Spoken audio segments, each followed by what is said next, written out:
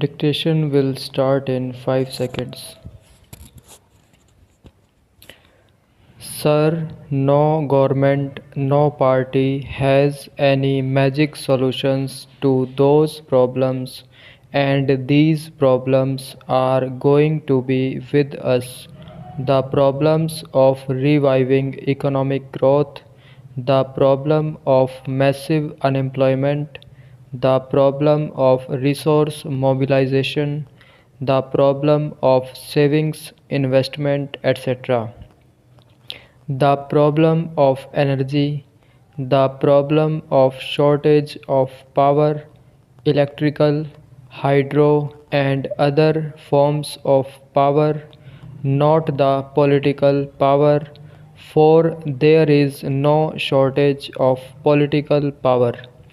But there is shortage of this power where every scheme of areas, every project of areas, almost every unit of enterprise is road blocked because of the shortage of power and energy. The problem is of finding a happy combination between hard-core economic policies for economic revival with distributed justice, with constraints on the growth of the kind of economic activity which would deprive merit. How to find this balance and how to revive the economy. There are massive problems for which we need a massive national effort, and I am pleading for a new national consensus. The path of the public sector enjoying the commanding heights while we retain freedom of enterprise in certain important sectors. Sir, the President has also in his speech mentioned the international situation, although in somewhat subdued terms because of the gravity of the situation. There is no doubt that the international situation is grim. The psychology of the Cold War is again gripping the big powers. Sir, we have had an occasion to discuss certain developments on our borders, Afghanistan and Pakistan, and I have spoken on them at length, and I do propose to repeat those things. But I would like to submit three major factors in the international situation at present, positive and negative. Only when we understand these can we evolve suitable responses also. 1. Is the problem of adjustments to the realities of the new situation. The new situation is that at one time we saw one power or one set of powers predominant, dominating the seas, dominating the pathways, and now another power, another set of powers have arisen with an equal measure of power. To find adjustment and harmony is one of the major problems. We had the philosophy or the theory of the preponderance of a power. We had the theory of sufficiency, of superiority, and we had the theory of sufficiency of power here. My good friend, the agriculture minister, is here. I do not know whether he is interested in the international problems, but I hope he will convey some of our ideas to those who are directly dealing with these. I would like to mention the second problem. It is also a negative one, if I may put it in this kind of cliche that the power of the powerful is increasing at a fantastic rate and that the distance between it and the other is increasing sharply.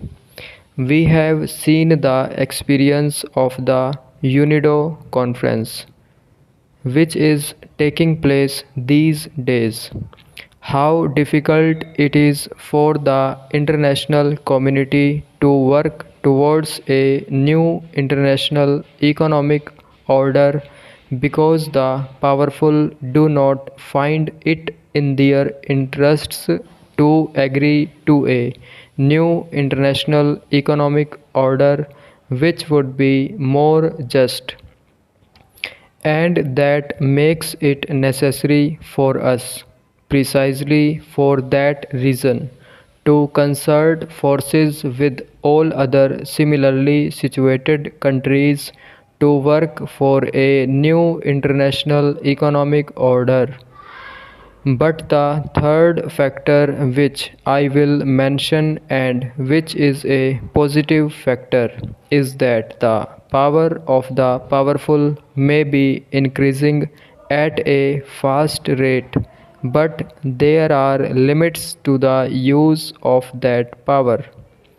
You have enormous weapons, you can destroy the world many times over, but you cannot use those weapons.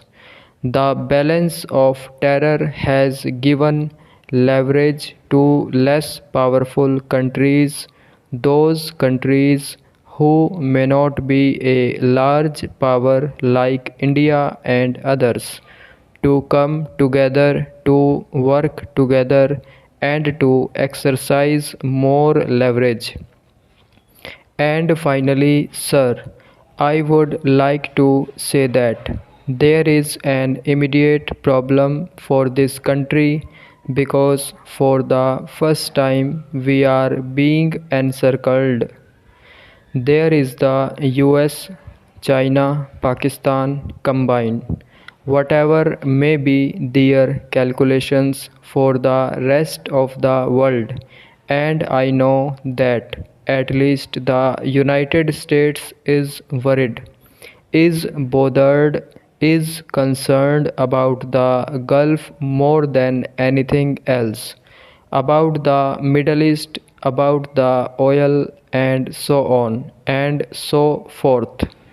The actual impact of what is happening, the actual consequence of it is encirclement of India for the first time by three major powers. There will be bases there. Today we read in the newspapers that the minister is going to meet the special assistant to the US president, who himself is going to Pakistan. Now, this is an ominous development for which we must find suitable responses. I would suggest a multi pronged approach. The first element of that approach must be to exercise all our influence to restrain the big powers. Stop.